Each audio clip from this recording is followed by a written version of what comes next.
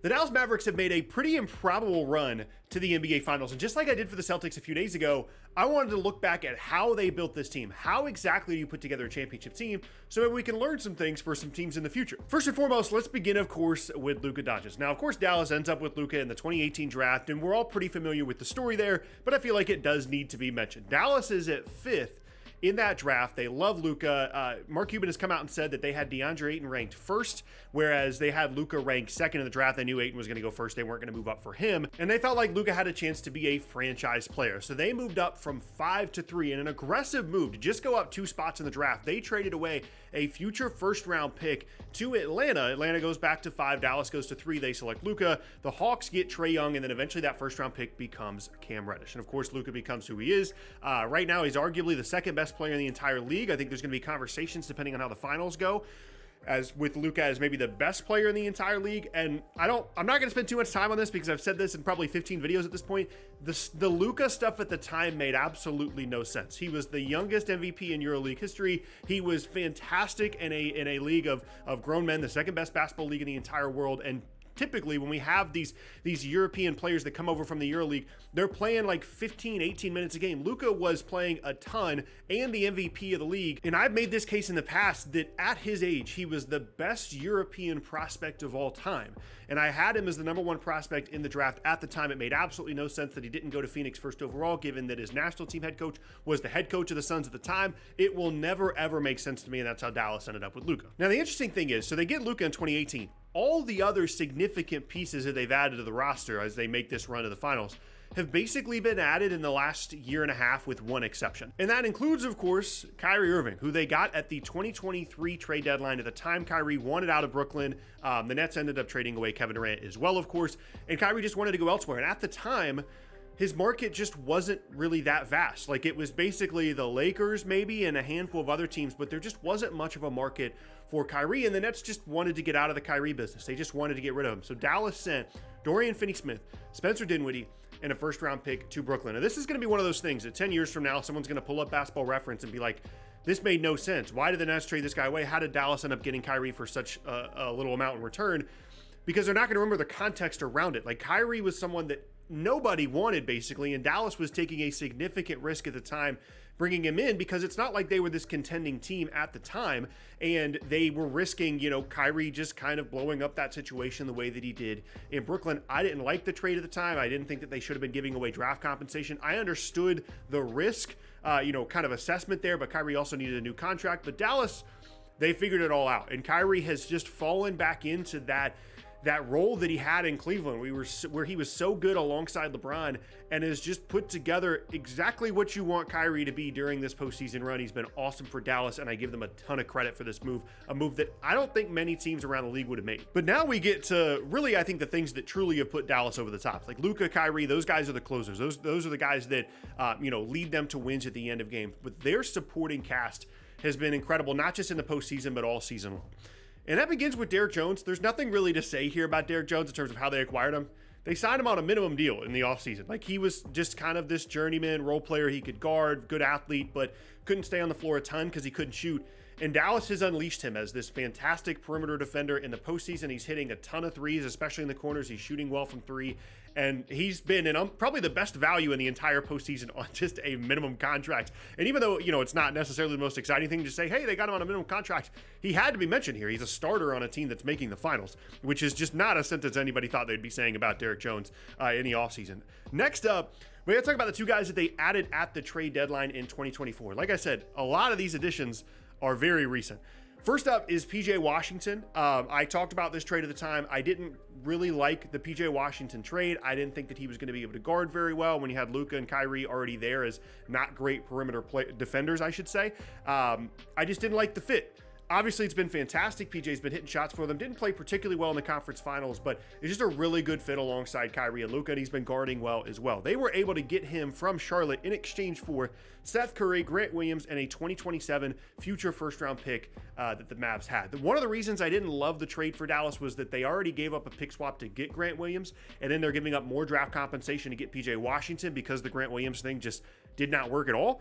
And so they were basically giving up like 1.5 picks for PJ Washington. Of course, it has been worth it. Didn't love the deal at the time. Just another one of those things that I was just wrong about this Mavs team. I just didn't get a lot of this stuff right. Next up now is Daniel Gafford, a player that I've always kind of liked. I was kind of indifferent on the deal at the time for Dallas because I thought Dereck Lively was playing really well for them, and I didn't understand the need for more front court depth. But they went out and got him for Richaun Holmes and a first. Richaun Holmes was someone that wasn't really playing that much for them, was basically just an expiring contract for them.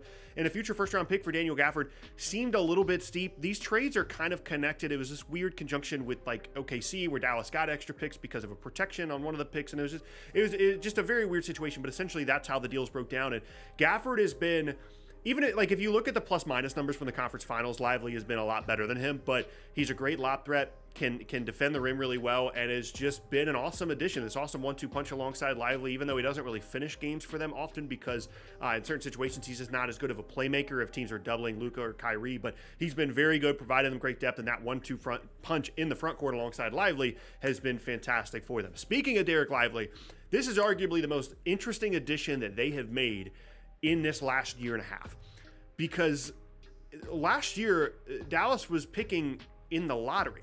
They were picking 10th in the draft, and the only reason they were picking 10th in the draft is because they intentionally tanked the last few games of the season to make sure that they weren't in the play-in game and that they were in the lottery. I remember making videos about this at the time, saying that the NBA was going to punish them. The NBA went out and certainly did that. They noticed this. It was just something that the NBA is trying to get out of the league for years. Dallas was as blatant about it as anybody has ever been. They held out Luka. They held out all these different guys. Luka wasn't happy about it at the time. Looking back on it now, though, like, it's just more proof that tanking works sometimes. Like, Dallas could have ended up with like the 18th pick in the draft. They ended up with the 10th. They actually moved back to 12 because OKC was willing to take on the Davis Bertans contract that Dallas had as a result of getting rid of Kristaps Porzingis, which is another piece of this that we'll get to in a second here as well.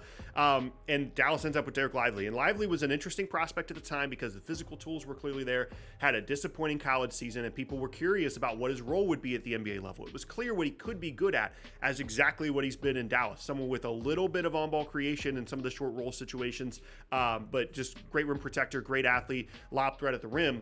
And obviously Dallas targeted that as an option for them with Gafford and Lively being in similar roles. But Lively has been way better than anybody would have expected him to be this season and has been a critical, integral part, arguably at times the third best player on the Mavs throughout this postseason run. And it's all because they lost the last couple of games of the season and then, of course, moved back in the draft a little bit as well. OKC, by the way, got Cason Wallace, by the way, moving up to 10 in that draft. And then the last guy here in terms of like kind of the top rotation players is Josh Green. They picked 18th in 2020 and has kind of really developed over the years. But there's one more kind of thread, one more story here about how Dallas was able to build this team. And it's all the different versions that came before. Dallas has never been afraid since Luka got there to change things around, to move pieces around. I mentioned having Grant Williams before, but the big one previously, kind of like the Kyrie trade before the Kyrie trade, this distressed asset, this piece that they felt would fit really well alongside Luka, was Kristaps Porzingis. They've traded for Kristaps Porzingis from the Knicks when the Knicks wouldn't give him this big contract extension. Dallas stepped up. They were going to give him the extension. There was injury concerns in New York, and obviously him not wanting to be there anymore was a concern as well. Dallas figured, hey, these two guys are going to work really well together. I liked that deal a lot at the time. They didn't really give up a ton in my mind, and I felt like KP was going to be a really good fit alongside Luka. And at the time, our evaluation of KP, just as the basketball community as a whole, was very, very high. And it just never worked. Like, there was injury stuff with Porzingis. Him and Luka's games didn't really fit super well together. They asked him to do a ton of pick and pop stuff, whereas now with Washington last year as well as with Boston this year, the game more so went to like, how can we get switches for Porzingis where he punishes guys in the post. He's gotten better in the post. Of course, is a good floor spacer, great rim protector as well. It just wasn't used that way in Dallas. Like, they tried to post him up, but he just wasn't that good in the post. He was shooting a lot of these weird kind of turnaround jumpers. Confidence level was low. I don't think him and Luka got along super well. And so they end up moving on from that contract, what was seen as one of the worst contracts in the league at the time. They got back Dinwiddie and Bertans from Washington. And then, of course, we've talked about how each of those pieces got moved out in the Kyrie trade for Dinwiddie and then Bertans in the Lively trade where they moved back from 10 to 12 in that draft. And it's interesting how they were able to just immediately pivot out of the Porzingis thing, and within 18 to 24 months have pieces that have now been integral to them getting to the postseason. Of course, also there are multiple pieces here that are also connected to Dallas, with Porzingis now being on the Celtics and Kyrie formerly with the Celtics, now with the Mavs. So very interesting winding journey in terms of how the Mavs were able to put together a team that is now 4 wins away from an NBA title.